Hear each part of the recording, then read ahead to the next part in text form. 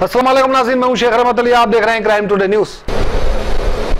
मुजाहिद हाशमी साहब जो लगातार तेलंगाना में खासकर हैदराबाद में जो सेक्रेटरीट बनाने के दौरान जो मस्जिदों को और मंदिर को डिमोलिश किया गया, गिराया गया, इसके ताल्लुक से जो है कई एहतजाजें हो रही हैं, लेकिन केसीआर के ऊपर कोई ऐसा खास दबाव नहीं बन रहा है। और बताया भी जा रहा है कि कल जो है मीटिंग भी होगी, उनकी इजाज़त भी देंगे, खासतौर के इसके ताल्लुक से। इसको कितना मुनासिब समझते हैं? औज़ु बिल्लाहि मिनश शैतानिर रजीम, बिस्मिल्लाहिर रहमानिर रहीम, नहमदुहु व नसल्ली अला रसूलिल करीम, अम्मा बाद।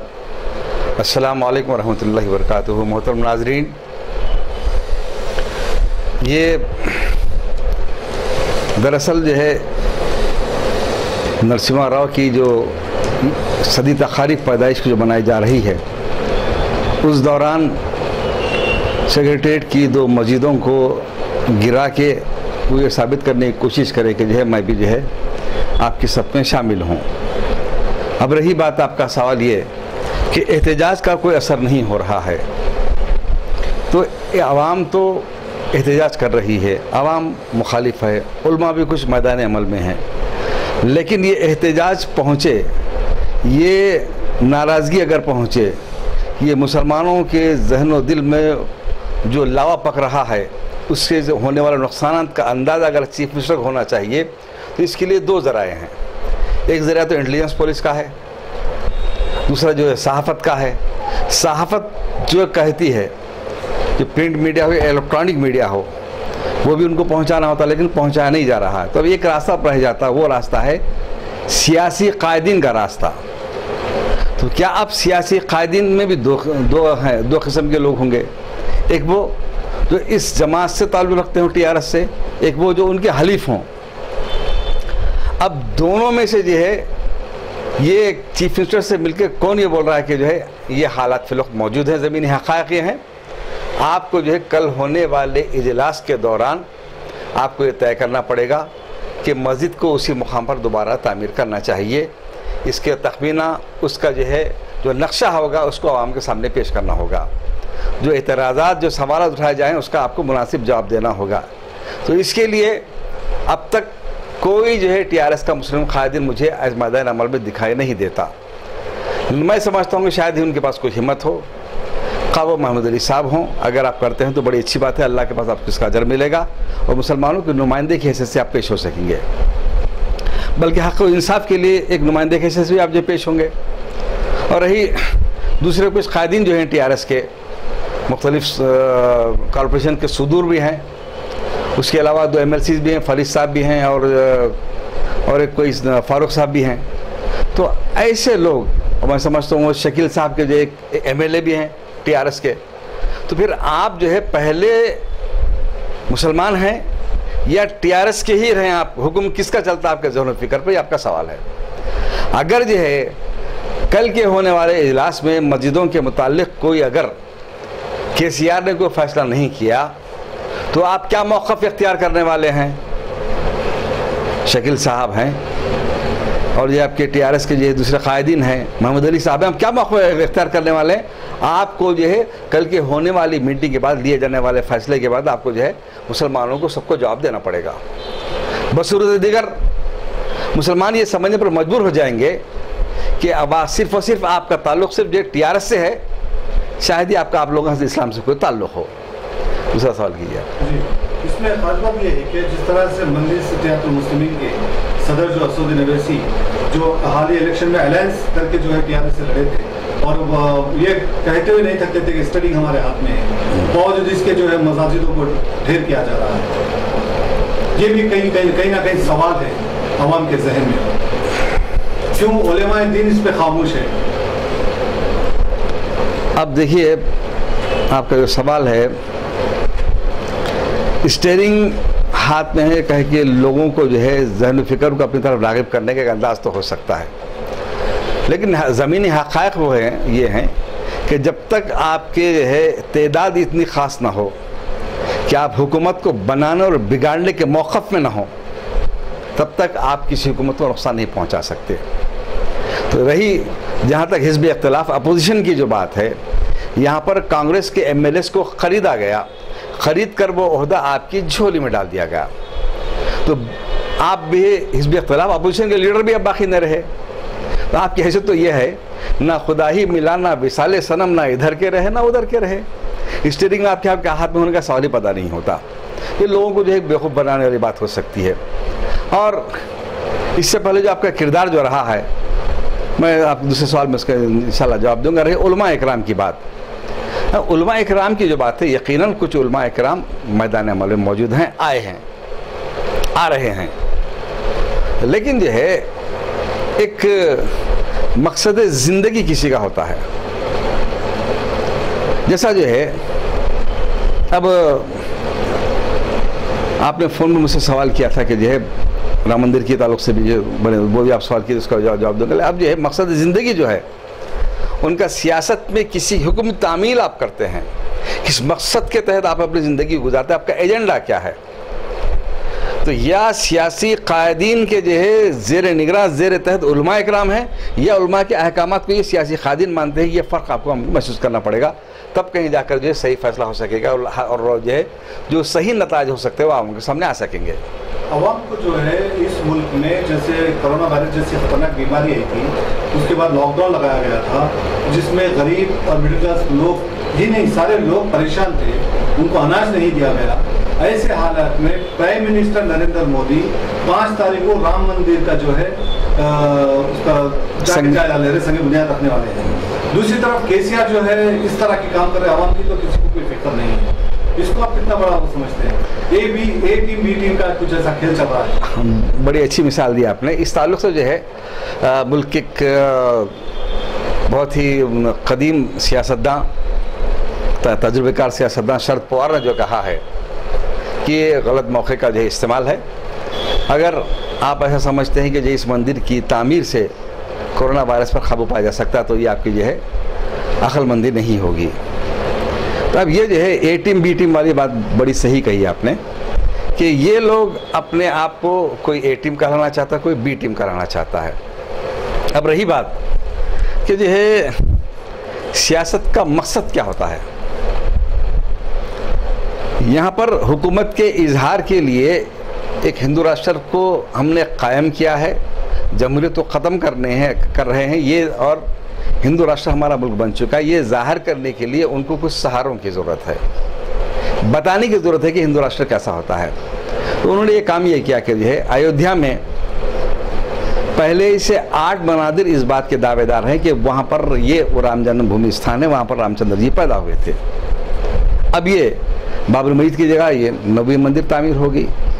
हाँ, जो फैसला आया था उस सुप्रीम कोर्ट के फैसले में इस बात का एतराफ़ किया गया कि मस्जिद के अंदर रातों रात चोरी छिपे मूर्तियाँ लाकर रखी गई, ये एक जुर्म है। और मस्जिद को नमाज होती रही, इसको कबूल किया है, और मस्जिद को ढाया जाना भी एक जुर्म है, उन्होंने इसको कबूल किया, इसका मुकदमा भी चल रहा है। इन तमाम हक़ाइक़ को कबूल करने के बाद फिर जो फैसला आया है, तो उस फैसले के पस मंज़र में उनको जो है मंदिर जो है जो तामीर की जा रही है, आप तामीर करें आप, लेकिन इस तामीर से लोगों के जहनों में जो सवाल जो आ रहे हैं कि ये मंदिर जो होगी 90 जगह तो मंदिर तामीर की जाएगी। अब मिसाल के तौर पर अगर दुनिया के कोई लोग अगर हमसे सवाल अगर करते हैं हमारा ईमान क्या है, तो हम ये कहते हैं कि ला इलाहा इल्लल्लाह मुहम्मदुर रसूलुल्लाह सल्लल्लाहु अलैहि वसल्लम।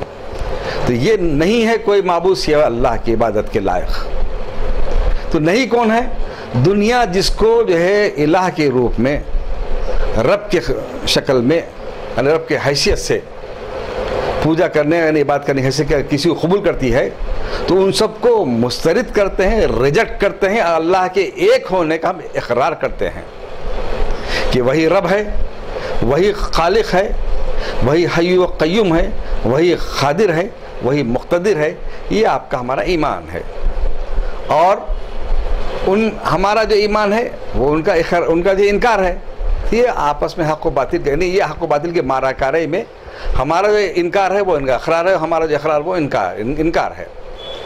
अब देखिए दुनिया जो है इस पस मंज़र में जो देख रही है उस पहलू को देखना चाहिए कि कोई जो अगर मालूम होता है कि जो है राम मंदिर बन रही है, परेशान है, तो ये, लेकिन दुनिया जिस एक और नज़रिए से, एक एंगल से जिसको सोच रही है वो ये है, अगर दुनिया हमसे ये सवाल करती है कि भाई आप मुसलमान हैं, ये दावा करते हैं, बताइए आपका मरकज़ क्या है, हम बड़े ज़ोर शोर से सीना ठोक कर सारी दुनिया के मुसलमान ये कहते हैं कि हमारा मरकज़ काबतुल्लाह है। और अगर कोई हमसे ये सवाल करता है कि आपके नबी अकरम सल्लल्लाहु अलैहि वसल्लम कहाँ पर हैं, हम जो है आराम कर रहे हैं मदीना मुनव्वरा में, रोज़ा अतहर में, हम ये इसका जवाब देते हैं। सारी दुनिया हकीकत को देख रही है, यानी हमारा मरकज़ अल्लाह के रसूल सल्लल्लाहु अलैहि वसल्लम का वजूद, आपका मज़ार मुबारक और इंसानों की हिदायत के लिए आप पर नाजिल की गई किताब हिदायत कुरान मजीद, जो उस वक्त से लेकर आज तक बिना किसी जो है तब्दीली और तगय्युर के मौजूद है, ता क़यामत मौजूद रहेगी। अब हमारा कलमा एक सारी हकीकत को दुनिया देख रही है, और दुनिया इस हकीकत को भी देख रही है दुनिया कि जो है कौन जुल्म के बुनियाद पर अपनी जो हुकूमत को क़ायम करता है और जो है अपने ज़िंदगी का मकसद बना लेता है। और हमारी ये हमारा हालत मुसलमानी क्यों हो रही है सारी दुनिया में, क़िबले अव्वल क्यों ना हो, या जो है दूसरे मुल्कों की जो है मुसलमानों की हालत क्यों ना हो, या यहाँ पर बाबरी मस्जिद की शहादत क्यों ना हो, या जो है इस सेक्रेटरी के मसाजिद क्यों ना हो, इसके लिए हमको सोचना पड़ेगा। वो ये कि आपने पहले से आपने अर्ज़ किया था कि आपके सियासत का कुछ मकसद होता है, एक नज़रिए को मानने वाले जो लोग होते हैं वो कौन है। अगर कम्युनिस्ट हैं तो अल्लाह के वजूद का इनकार करने वाले अपने कम्युनिज़म के लिए लोगों पर जुल्म सितम करते हैं, खा रशिया क्यों ना हो, चाइना क्यों ना हो, जुल्म कर रहे हैं वो लोग। वहाँ पर नमाज पर पाबंदी, कुरान पर पाबंदी, हर किस्म की जुल्म सितम मुसलमानों पर, ये जुल्म करके समझते हैं कि हमारा नज़रिया सही है, लेकिन उस नज़रिए को सही साबित कर नहीं सकते वो लोग। इसी तरीके ये जुल्म की बुनियाद पर खा वो जो है दिल्ली के फसादात क्यों ना हो, तमाम सबूत मौजूद है किस तरह जुल्म किया गया, मस्जिदों को शहीद किया, ढाया गया पुलिस के साथ। उसके बरखिलाफ हम ये देखते हैं कि जो है, मैं ज़रा नाम भूल रहा हूँ, माफ़ी चाहता हूँ, कि जो है एक मुल्क पर कब्ज़े के बाद मुस्लिम खलीफा को जो है वहाँ के पादरी ने ख़त लिखा कि आपकी फ़ौज हमारे मुल्क पर हमलावर हुई है, और उसने आपके अहकामात के मुताबिक हमारे 3 जो है आपके अहकामात जो हैं, सबसे पहले इस्लाम कबूल करने की दावत देना, दूसरा हुक्म ये है कि अगर आप हमारी इताअत करना, जजिया देना, ये तो जंग के लिए तैयार नहीं। 3 भी हमारे सामने अहकामात नहीं सुनाए गए, रास्त हम पर हमला किया गया, इस तरीके से हम पर जो है हमारे मुल्क पर कब्जा किया गया है। जब ये ख़त लेकर उनका क़ासिद जब पहुँचा खलीफा के पास, तो खलीफा ने उसी ख़त पर पलटा के जो लिखा, हुक्मनामा लिखा कि तुम्हारी फ़ौज में से किसी काबिल शख्स को जो है काजी बनाया जाए, जज बनाया जाए, और इन इल्ज़ामात की तहक़ीक़ वो करे, तहक़ीक़ करने के बाद जो फ़ैसला आता हो उस पर अमल करे।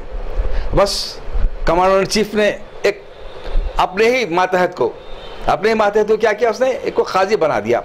उस काजी ने फिर कमांडर को बुलाया, अपने चीफ ऑफिसर को बुलाया, आप पर ये इल्ज़ामात हैं, आप जवाब दीजिए, आपने ऐसा किया। तो कमांडर इन चीफ जो है झूठ का सहारा नहीं लिया, जैसे आज हलफनामे दाखिल किया जाने से बोलते आ रहे हैं हम जुल्म नहीं करे, ऐसा हुआ, ऐसा, हम मस्जिदों को बम से नहीं गिराए, पुलिस वाले साथ नहीं थे, ये थे, ऐसे कोई झूठ का सहारा नहीं। हाँ, जंग जो धोखे का नाम है, मैं रास्त हमला किया था, तो लिहाजा उस वक्त उसके सवानेट ने जो जज के तौर पर जो है नाफिज किया गया था, उसने यह फैसला दिया था कि जो है ये आपने नाइंसाफ़ी की है, लिहाजा मैं ये हुक्म देता हूँ इस मुल्क से आप अपनी हुकूमत को ख़त्म कीजिए और अपनी फ़ौज को यहाँ से निकाल कर लेके चले जाइए आप। अब जब जो है इस हुक्म की तामील में, ऐसा नहीं कि फ़ैसला एक आए अमल एक, ऐसा नहीं, इस हुक्म की तामील में फ़ौज इस मुल्क का जो है तखलिया कर कर वहाँ से वापस हो रही थी। जब वापस जाने लगी तो फिर जो है वहाँ का जो है पोप, वहाँ का फादर, वहाँ का जो है क्रिश्चियन जो है कम्युनिटी का जो कायद जो था, मजहबी रहनुमा, दौड़ा आया, आके बोला कि आप लोग इस मुल्क को खाली कर ना जाएं। ऐसा फैसला जो आपके खिलाफ हो उस फैसले पर कबूल भी कर ले, अमल भी करें। ऐसे इंसाफ पसंद लोग अगर हमारे मुल्क में अगर रहेंगे तो हमारा मुल्क अमन चैन कर से रहेगा, तो ये मुल्क तरक्की करेगा। ये हमारा इंसाफ है, ये आपका इंसाफ है, दुनिया इसको नज़रिए को देख रही है। तो बहरहाल जो है इस्लाम की हक़ानियत को कोई जो है छिपा नहीं सकता, और आपके इस अंदाज से जो है आप जो है कोई जो है सही साबित नहीं हो सकते। हाँ, जहाँ तक जो है मकसद ज़िंदगी के सियासतदानों की जो बात है वो ये है कि आपने मकसद ज़िंदगी को क्या इख्तियार किया है। इन लोगों ने अपने मकसद ज़िंदगी इख्तियार किया कि जी हम इस मुल्क को हिंदू राष्ट्र बनाएंगे। तो आप मुस्लिम सियासतदान क्या कर रहे हैं? अपनी फ़ौज को, अपनी ताकत को अपनी ज़ात के लिए इस्तेमाल कर रहे हैं, अल्लाह के हुक्म की तामील के लिए इस्तेमाल नहीं कर रहे हैं। अगर आप इस अल्लाह के हुक्म की तामील में अगर इस्तेमाल करते तो आज हमारे मुल्क की भी ये हालत नहीं होती। मैं आपको एक पुरानी बात याद दिलाता हूँ कि जब जो है बाबरी मस्जिद की जो है बड़ी दरगाह में बाबरी मस्जिद की शहादत के बाद कि भाई हम ये जो है चंद नौजवानों ने यह काम किया है, लिहाजा आप नाराज़ ना हो, एक जो है मरकज़ी वज़ीर को जो शहर की बड़ी दरगाह में बुलाया गया उनकी शालपोशी करने के लिए, है ना। आप हमारी मस्जिदों को गिरा दीजिए, शहीद कर दीजिए, ढा दीजिए। रहा सवाल ये कि जो कुछ उलमाए-दीन मैदान अमल में हैं तो दिगर उलमा इकराम, सजादागान, मुतवल्लियान फिर कहाँ पर हैं? क्या ये मस्जिद उनको मस्जिद दिखाई नहीं देती? या रियासत की ये सूरत हाल है उस पर वो खामोश तमाशाई क्यों बने हुए हैं? क्या वो इस सिलसिले में जिसके जो है वो साथ रहते हैं मजलिस की क़यादत के साथ, उनसे सवालात क्यों नहीं करते? या आप उनका हुक्म मानते हैं या आपका हुक्म उनको मानना चाहिए? इस सिलसिले में फ़ैसला जो है आवाम को करने की ज़रूरत है ताकि जो है ये हमारे मसाइल हल हो सके। और बीजेपी की तरह संघ परिवार का तसल्लुत बीजेपी जब होता है, उनके अहकामात की मजहबी जो है तबके की हुक्म को मानता है, तो आप सियासतदानों के हुक्म को मानते हैं या आप जो मजहबी रहनुमा के हुक्म को सियासतदान मानते हैं? यहाँ पर इसका फैसला होना बाकी है। सर जो हाल ही में जो है मोहम्मद सलीम जो चेयरमैन है वक्फ बोर्ड के, और उनके खिलाफ एहतजाज किया जा रहे हैं और वो ये कहते नहीं थकते थे कि वो किसी के सामने नहीं झुकेंगे, लैंड ग्राबरों को हम काम करने नहीं देंगे और तहफ़्फ़ुज़ करेंगे सारे औक़ाफ़ की जायदादों का। और केसीआर साहब जो है दो आँख है, एक हिंदू एक मुस्लिम सेकुलर लीडर है, लेकिन आज कहीं ना कहीं मोहम्मद सलीम की सीट खतरे में नजर आ रही है और वही पार्टी एहतजाज कर रही है जो TRS के जो है साथ रहकर जो है अलायंस में थी। इसको आप किस नज़र से देखते हैं? क्या ये एक सियासत है, ये एक सियासी मोल लेके और उहदे के लिए लड़ी जा रही है? देखिए, इस किस्म के जो शोबादाबाजियाँ जो होती हैं, यकीनन उसके पीछे जो सियासी फ़वाद होते हैं कि हम जो है आवाम के जहन को किस तरीके से भटकाएँ। असल जो हमारा आवाम के जहन में जो है जो फिरवक़्त जो है सवाल जहन में गश्त कर रहा है, उससे आवाम की तवज्जो कैसे हटाई जाए। अब रही बात तो सलीम साहब कभी अगर आपके नूर नज़र थे तो होंगे, क्योंकि जब तक जो है मफादात की तामील होते रहती है, मफादात की तकमील होते रहती है, तब तक जो है कोई भी किसी की दोस्ती रहती है। क्योंकि ये आपकी दोस्ती और दुश्मनी का जो मकसद है सिर्फ वोट और नोट की बुनियाद पर, तो फिर जो है मसाइल को हल करने, आपकी जो अज़मत रफ्ता को बहाल करने के लिए अगर आपका जो अज़्म हौसला अगर होता तो इस दौरान इस अरसे में हुकूमत में क्या जो है आप वक्फ बोर्ड को आमिलाना इख्तियारात दिलवाने के लिए आप कोशिश किए, अपना असर रसूख का इस्तेमाल करें। कई बरस, शायद 2 बरस होने को आ रहे हैं, वक्फ बोर्ड का जो है आपका रिकॉर्ड जो है सेक्शन जो है उसको खुफल पड़ा हुआ है। ऐसा क्यों है? फिर आपको इस बात का डर है कि जो है ये रिकॉर्ड सेक्शन खुल जाता है तो आप तमाम लोगों के जो जन्म कुंडलियाँ खुल जाएंगे, सब दूध के धुले होते सब ये सियासतदान इसमें मुलविस है, किसी जमात से क्यों ना हो। लेकिन आप इस मसले को हल करने के लिए तमाम सियासी जमातों को एक करके जो कुछ हो चुका है ऐसा होता है कि इसको हासिल करेंगे, ये करें, कुछ किसी नतीजे पर आप पहुँचते, लेकिन आप इसके लिए भी आपने कोई मुखलिसाना कोशिश नहीं की। रही आपने जो तजवीज़ जो पेश की है कि सलीम साहब को हटाकर जो है तो जो कोई 2 नाम आपने जो पेश किए हैं तो उनसे ज़्यादा पढ़े लिखे हुए हैं, काबिल हैं, आप अगले समझते हैं कि जो उनको हटाने से मसला हल, उनको बिल्कुल जो उनको अपॉइंट कीजिए, उनको आप तयन कीजिए, आप खा मलिक मुतसिम खां हो या एक खान साहब क्यों ना हो, हमको उस पर एतराज़ नहीं है। सलीम साहब को जो अगर हटाया गया तो MLC बनेंगे, कुछ भी वो बनेंगे, जैसे लोगों की जो है सियासी पार्टी को ज़रूरत होती है वैसी आदमी है वो, कहीं ना कहीं उनको जो है उनका ओहदा बरकरार रखा जाएगा। लेकिन क्या जो है इन अफराद को वहाँ पर मुतय्यन करने से क्या वक्फ बोर्ड की हालत सही होगी, सुधरेगी? ये जो है जवाब हम आपसे तलब करते हैं।